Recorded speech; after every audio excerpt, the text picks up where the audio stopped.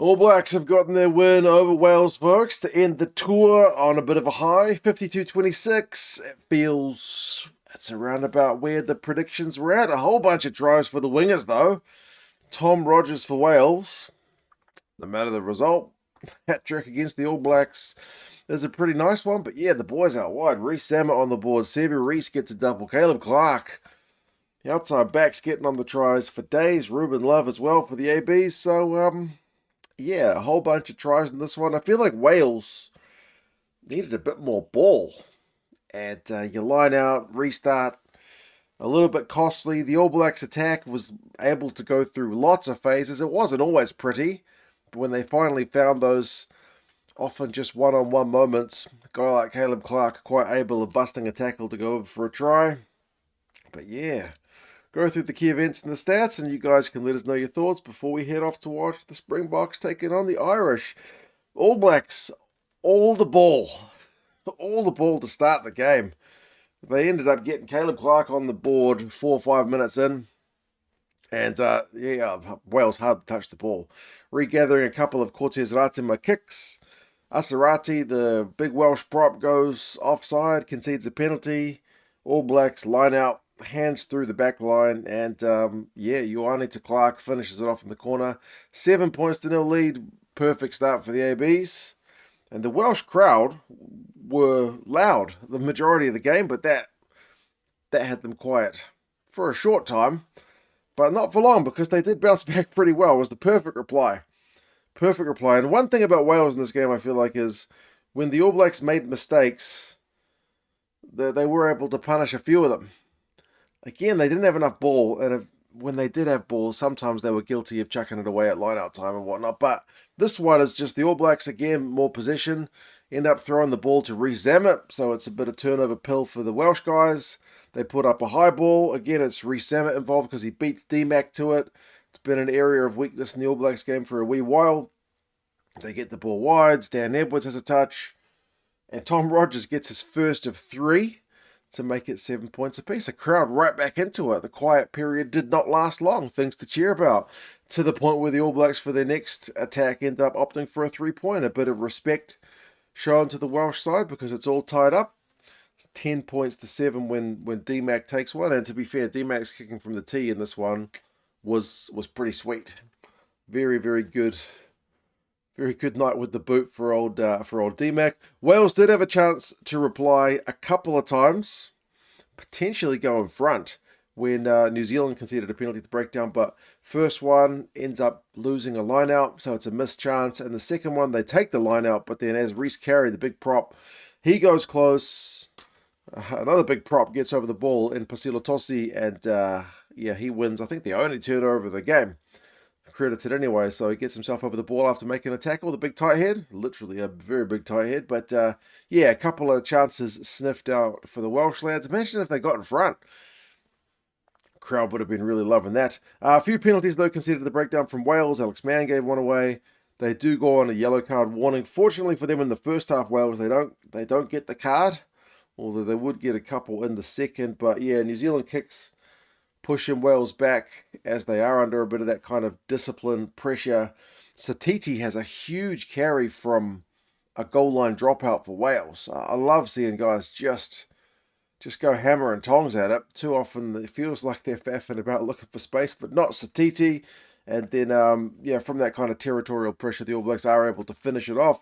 Bit of individual brilliance from Ruben Love with the steps, the footwork to make it 17 points to 7. But again, just as you're thinking the All Blacks, maybe they're going to pull away here. No, it's a cracking reply from the Welsh. You love to see it. Again, Rogers gets his second. Territory from a high ball. Again, Thomas Williams with a wee grubber through, which Blair Murray's able to gather. And then the backline hands Llewellyn to Rogers with the finish, 14 points to 7. Back to game on. The crowd is absolutely loving it, although again, it's kind of like one step forward. I don't want to say 2 steps back, because it's 1 step back.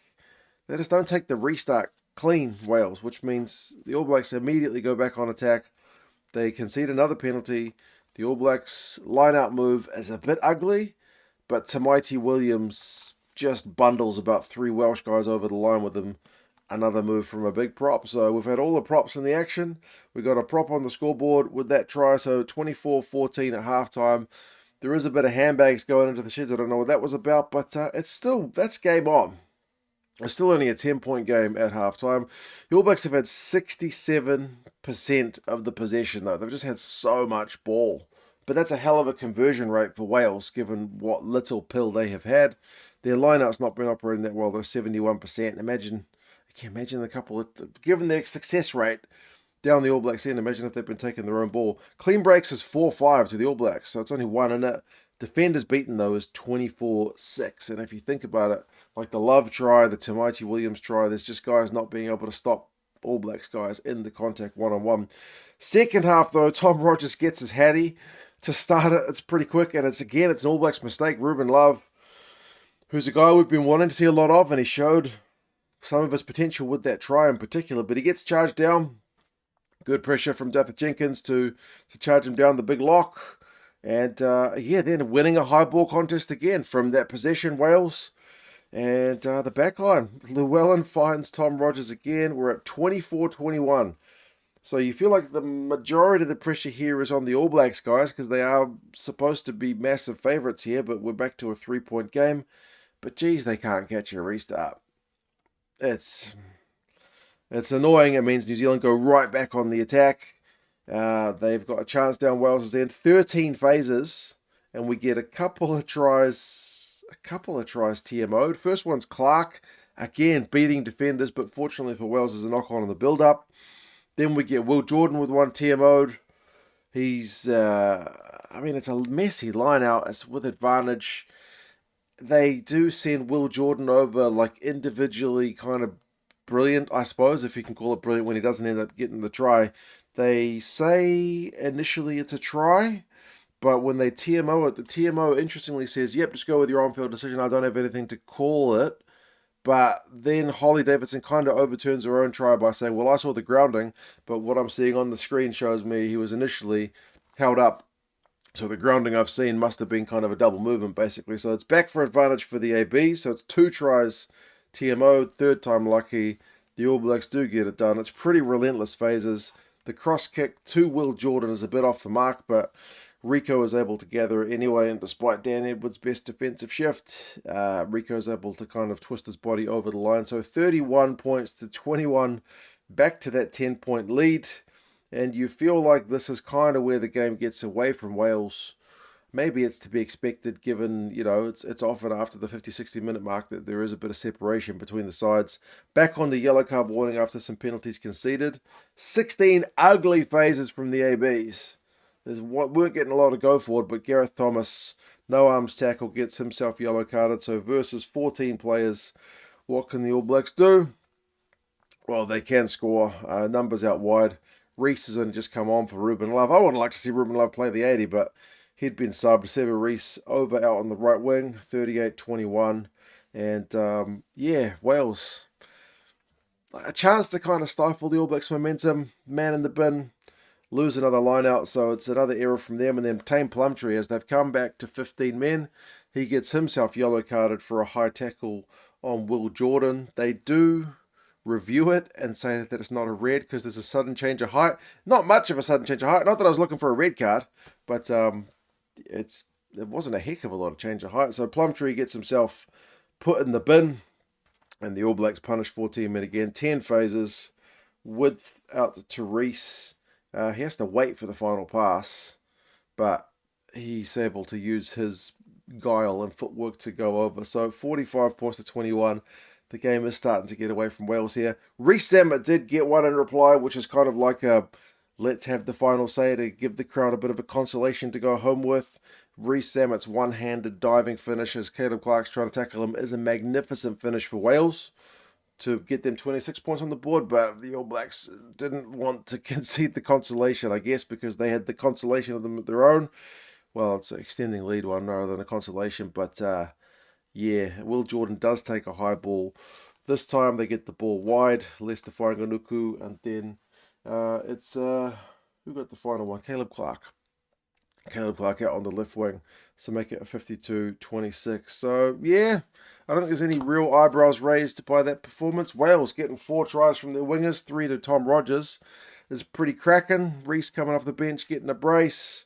Caleb Clark getting 2 as well. He's our top guy for busting tackles. Like, the busted tackles is one of the ones that Wales won't be that happy with, because it was like 38 missed tackles. That's 38 defenders beaten for the ABs. So, yeah, there's some big bodies in the ABs, but you'd like to keep that number a bit lower if you're Wales. But to be fair, they did have to make a lot of tackles because the All Blacks still finished with 67% possession. The line breaks, though, was 9-8, so it's only 1 in it. So Wales, when they actually got down the All Blacks' end, have a very good conversion rate, I feel. And some of those All Blacks tries took a lot of phases to build up. So there's still some things to like for Wales. Just the penalty count, 14-4, meant they were off and down their own end. A couple of yellow cards were punished. Like, the run meters is 540 to 278. The All Blacks had 166 carries to Wales' 77. So actually, Wales have got a better rate of go forward compared to the ABs, just in terms of how many meters they were getting. But as I said, a few of those All Blacks phases were a bit ugly, kind of close range ones, not really going anywhere. But Assiratti, 18 carries. Clark, 8 defenders beaten. Holland, 11 line-out wins. There's a bunch of good All Blacks performers here. Plumtree had 22 tackles, but he missed 4 and gave away a yellow card with one of those big shots, as said on Will Jordan. Ruben Love had 4 defenders beaten, all in the first half. D-Mac got all his goals, like I mentioned. Thomas Williams was kicking the ball for the Welsh, largely from 9. It was effective at times, but yes, not to be for the Welsh lads. You guys let us know your thoughts. Are there any eyebrows raised on this one, or is this pretty much par for the course? More rugby on today. Gonna go watch some of it. You guys take care of yourselves, and I'll talk to you guys again soon. See you later.